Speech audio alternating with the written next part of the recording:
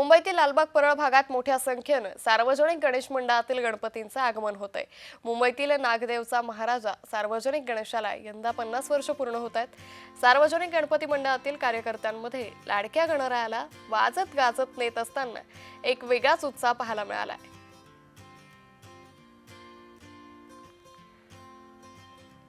तर या गणेश भक्तांशी बातचीत केली आमच्या प्रतिनिधी ज्योत्सना गंगणे यांनी।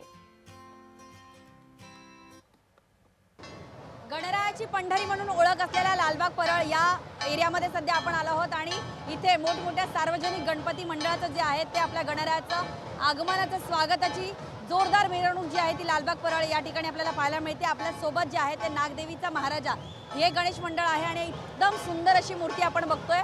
भव्य अशी मूर्ती आहे, अतिशय सुंदर आहे आणि याच देखण्या गणपतीचं रूप आपल्या मोबाईलमध्ये अनेक गणेश भक्त जे आहेत ते कॅप्चर करताना दिसत आहेत। आपल्यासोबत नागदेवीचा महाराजा सार्वजनिक मंडळाचे काही पदाधिकारी आहेत, आपण त्यांच्याशी जाणून घेणार आहोत। सर, काय सांगाल, गणपतीची मूर्ती अतिशय सुंदर आहे, नेमकी या वर्षीची काय थीम आहे?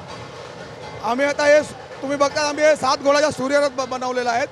आमच्या मंडळाच्या 50व्या वर्षाचा सुवर्ण महोत्सव आहे।